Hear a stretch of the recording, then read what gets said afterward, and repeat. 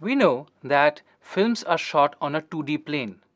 That is, whatever we are watching in front of us are on a plane. That is, we do not have a relationship between the character and the space behind, or even the character and the camera, the space that is in between these two elements. From the theater age, we have moved into the film age, where the cameras can be positioned anywhere we want. From the long shot, now we can get closer to the characters, get their emotions, get their action details and everything. Now the question is, can we place the camera anywhere we want? The answer would be no, because the relationship between the audience and the character is defined by the space that the editor creates. By space, we mean the physical things that are arranged within the mise-en-scene. What are the rules that guide the creation of space for the editor?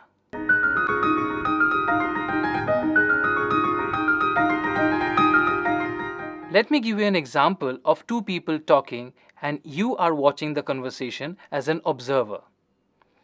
In this case, you will look at character 1 and in certain cases you will look at character 2. When you are filming this, you will definitely need two different angles, from character A and from character B. Now, when I'm looking to my right, I more or less compose a frame and I see the character is looking left of frame. When I look to my left, I see the character who is sitting opposite to character A is looking right of frame. This defines my position as an observer. As I am watching these two characters converse with each other, I am not supposed to go to any other location within that given space. This is also a rule that applies when you are editing a film and precisely when you are shooting a film. This is called the imaginary line rule or the 180-degree rule. The 180-degree rule states that if you are shooting two characters from a particular position and if there is a line that is drawn between the two characters, then you are not supposed to cross the line and go to the other side. So if we have two characters A and B and we have a line joining these two characters, all that can be shot should be from this side. I can't go onto the other side of the imaginary line. If we at all cross the imaginary line, it is called crossing the line. Let us see an example from the film Godfather. This is not the original sequence. I ask you for justice. That is not justice. Your daughter is still alive. Let him suffer then, as she suffers. How much shall I pay you? As now you have seen the sequence, you will see that both the characters are looking right of frame. If you see this as an audience I mean that if you see this as a normal audience without knowledge of filmmaking, you will feel uncomfortable. That is, you will feel the shots are placed and they are not seamlessly falling in place. This is happening because the shots are defying the rule of space. In other words, it is not following the rule of 180 degree. Now let us see the example which is corrected, which is actually there in the film. Justice, your daughter is still alive. Let him suffer then, as she suffers. How much shall I pay you? Now if you see the conversation happening between these two characters, you will see one character is looking left of frame, the other character is looking right of frame. Here, if you watch this sequence as a normal audience, you will feel the space. You will feel that this person is actually looking to the other person and they are conversing with each other.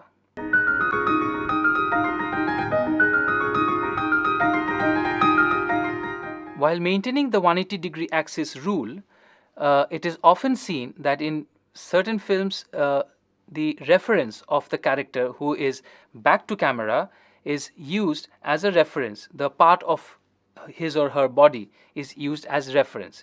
This is called an OTS, or over the shoulder shot. An OTS again makes it more comfortable for the audience to relate to the space. So if the OTS of character A is placed, the shoulder is placed right of frame, the counter shot will have the OTS left of frame. But when the director chooses not to use the reference, then the 180-degree rule becomes indispensable, because you have no other way to establish the space and the directionality.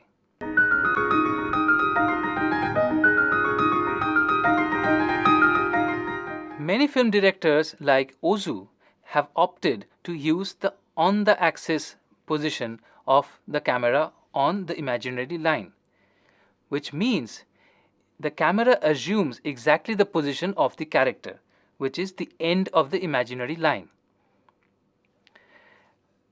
Giving the camera an angle gives the direction of the character towards the other part of the frame. But if the shot is on the axis, then the character looks straight onto the camera, as I am looking towards you.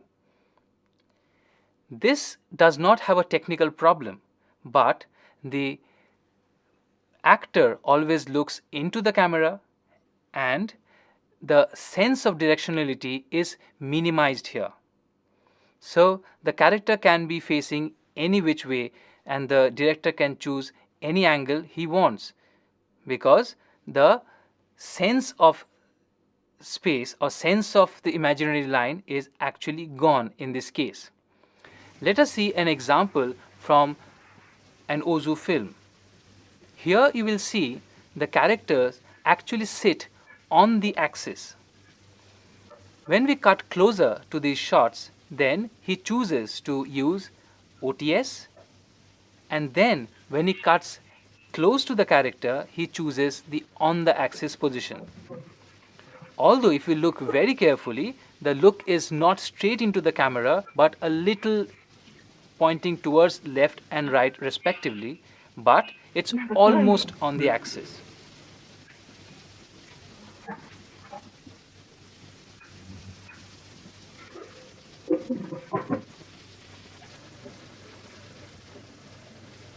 Why, 服部さんどう思どうってう？服部だよ。いい方じゃないの。This kind of treatment is mostly seen in Japanese films, especially coming from Ozu, because the Japanese culture is more or less like this. People sit and people talk to each other frontally. Otherwise, on the imaginary line or on the imaginary axis, the camera can move anywhere he wants, but the camera should not move until and unless there is a dramatic necessity. That is, when you want to cut close for dramatic emphasis, that we have already explained in our previous episodes. The 180-degree axis rule that we explained should not be broken as far as classical narrative or classical filmmaking is concerned. But in many cases, the rule is broken. There are methods to break the rule. That is, there are methods in which the breaking of the rule is not seen, or there are methods in which the breaking of the rule can be salvaged. We will see examples from different films where we see the breaking of the rule happening. With certain filmmakers like Ozu, as I have already mentioned, the breaking of the 180-degree rule has happened a number of times. But the method in which the shots are taken and the mise-en-scene and everything put together does not make it disorienting. So one can understand the rule break is intentional and not accidental. Let us now see examples where the rule can be broken and it does not affect the audience's perception of space.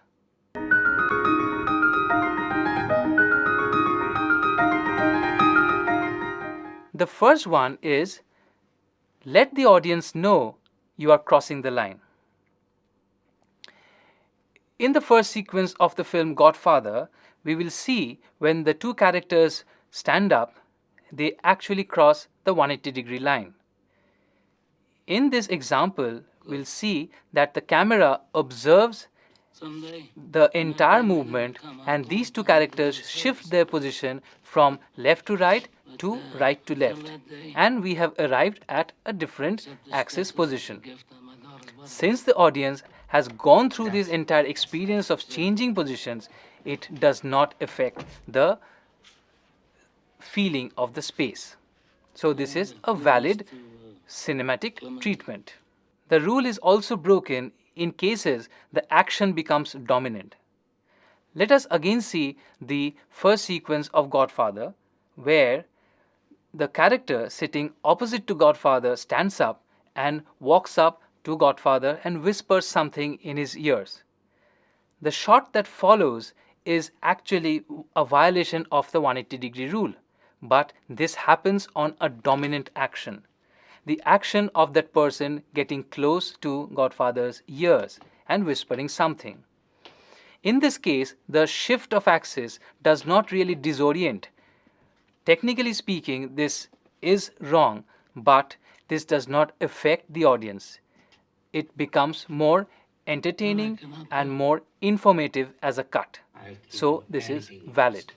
The 180-degree rule may be broken in certain situations where it was not possible for the director to stick to the axis that he was shooting on. In certain other cases, it may also happen that it was accidental. In both cases, the editor has to solve the issue. In this case, in certain examples, we see that an insert has been used in between to prevent the audience from noticing the jump in axis.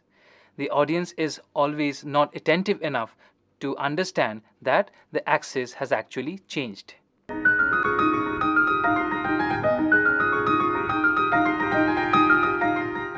Let us now examine the rules that an editor should follow when cutting within a given space. Let us give an example of a sequence which is happening inside a room. Obviously, the first rule that has to be followed is the 180-degree rule, where the camera can move from point A to point B. Usually, a cut is made on magnification change. That is, we move from a wider shot to a closer shot and then again back to a wider shot or a mid shot, depending on the narrative structure.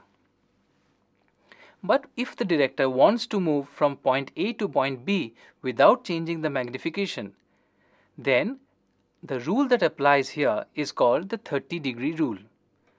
The 30-degree rule says that the shift of position from point A to point B should be at least 30 degrees with respect to the character that is being shot, which actually implies that the image that is formed by maintaining this rule is different enough from the previous shot. Otherwise, this will look like a jerk. Let us give an example from the film High Noon. Here we see that the shots that are cut one after the other is not maintaining the 30-degree rule. To mend this problem, the editor has used a shot of the clock in between as an insert. If we remove the shot of the clock, then we'll see the cut is not 30 degrees apart. But since there is an insert of the clock in between, the jerk is not visible to the audience. Continuity editing evokes expectation, which means that when an action is happening, like a person is moving from point A to point B, doing an action, etc., as an audience, we are always expecting what is going to happen. That is, we are speculating the action much before it is actually seen on screen. This is called evoking expectation, I am expecting something to happen on screen. Let me give you an example of a film by Jean Renoir called The Rules of the Game. In this film, we see an entire action sequence on a long shot. After a point of time, there are two people or two sets of people fighting with each other on a long shot. As a normal moviegoer, I would expect, and I would also expect the editor to cut close to the action happening. I should cut close to the punches, I should cut close to the person falling down, etc., as it happens in other films. But it does not happen in case of Jean Renoir's film, The Rules of the Game. This is called evoking expectation. Jean Renoir actually wanted to say something else with this shot. There are two layers of incidents happening in the same frame, and that is what made the scene interesting.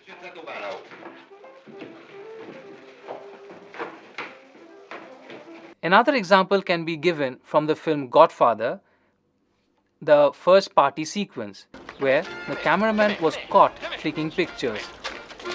The cameraman was thrown out of the party, and the person who dragged him outside threw the camera and broke it. A normal moviegoer will definitely expect a cut here.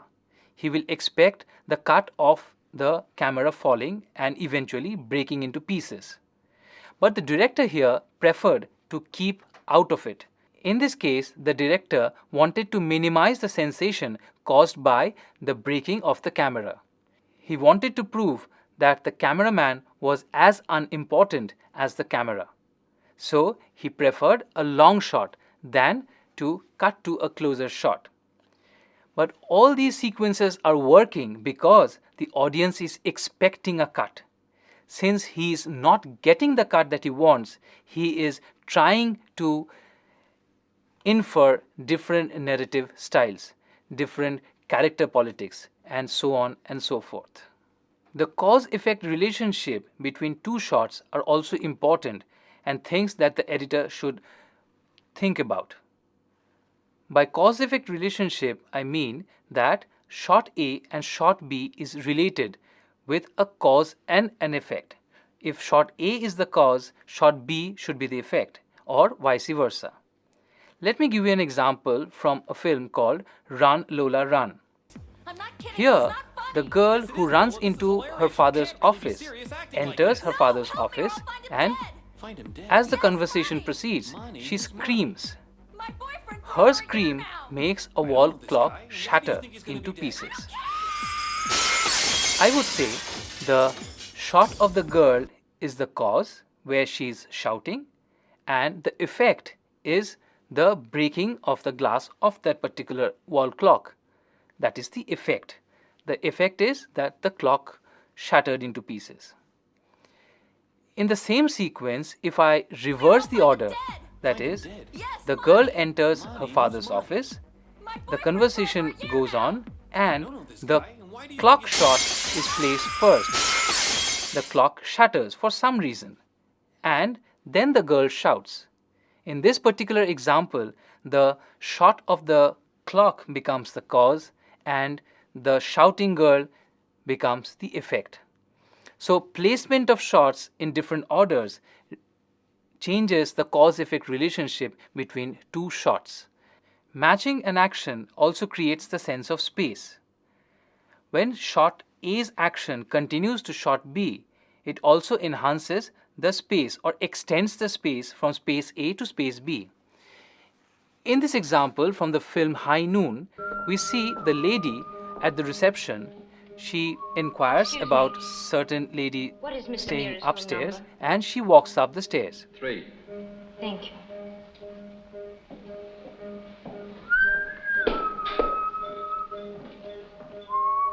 The next shot is taken from upstairs, and the lady is entering frame, and she walks up the stairs and enters the door. Considering High Noon was shot entirely on a set, we can assume that there was no upstairs. But the set was constructed and the shots were taken in a way so that it looks like she actually moved up and to the first floor and entered the door. This is becoming believable because the action matches from shot A to shot B. Matching action also creates off-screen space. In a particular example from the film Return, we see that a group of boys are playing on a diving board, and one of them dive from that board and enter the water. The director has taken two shots. One, the shot of the boy jumping, and the second shot is taken from the water level where he actually jumps and enters the water. In this particular edit, the space between the diving board and the water is established by the cut. Let me give you two examples. In the first example, we will try and create the space between the water and the board, which is much more. Because when we cut from shot A to shot B, that is, in the shot A, the boy jumps, and in shot B, the boy enters water. If the shot or the action of the boy entering water is delayed for a few seconds, then the distance between the board and the water increases. So the space which is not actually seen in the images are established with off-screen space creation with the help of this cut. Смотри, подмышки не отбей.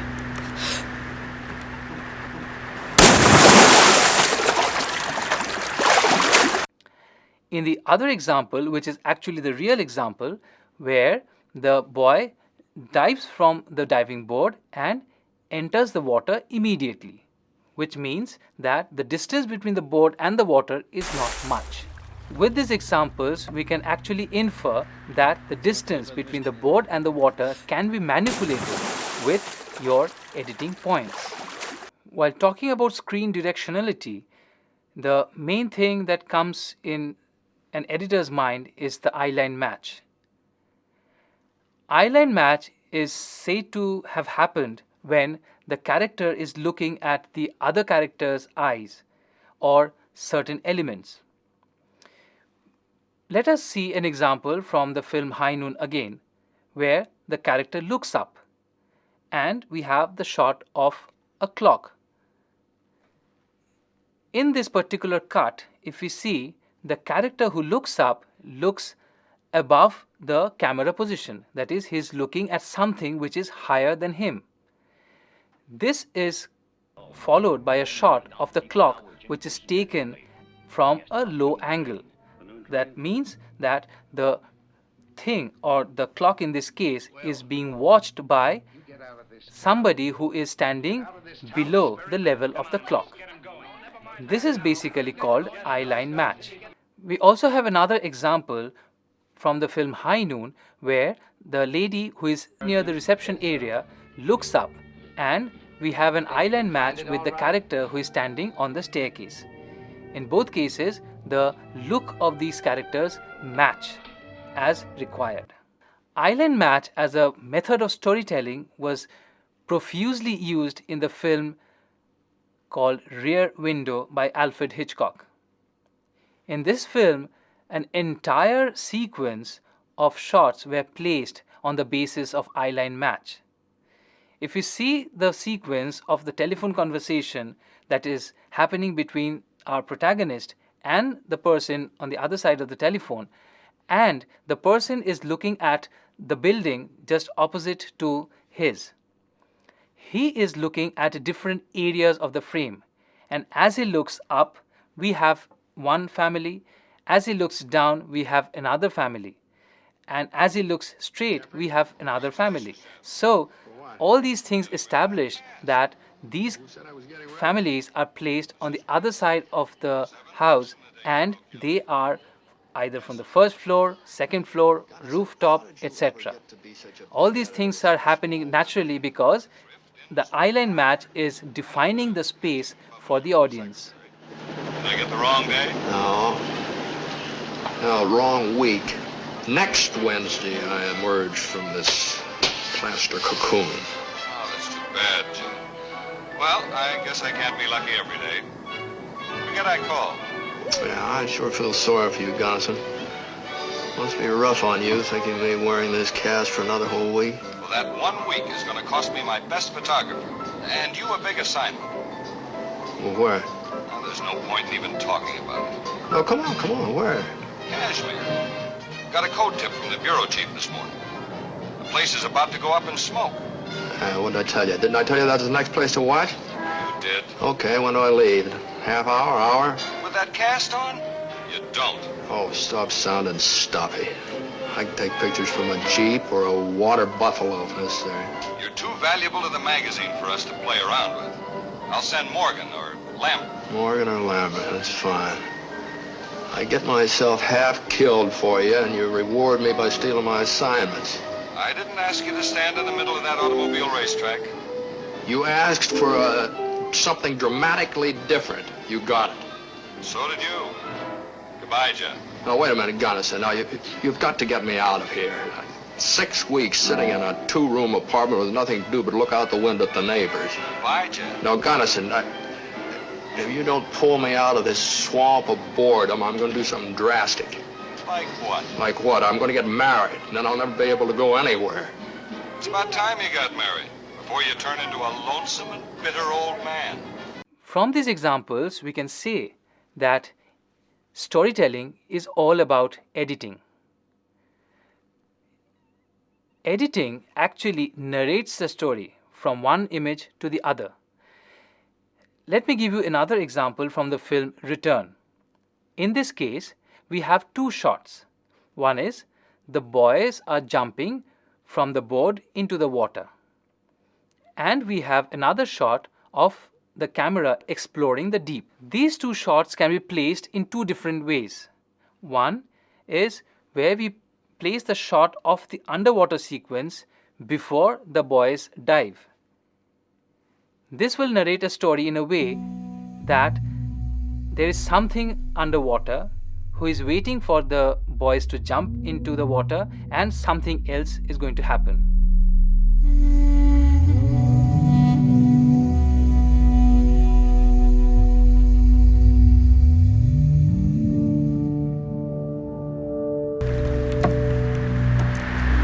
Смотри, подмышки не отбей.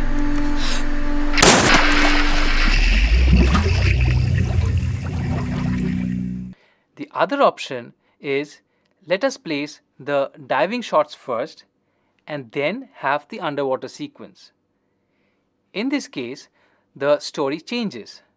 The story would be now that the boy jumped into the water and he is now exploring the deep, because now the shot of the underwater sequence becomes the POV of the boy.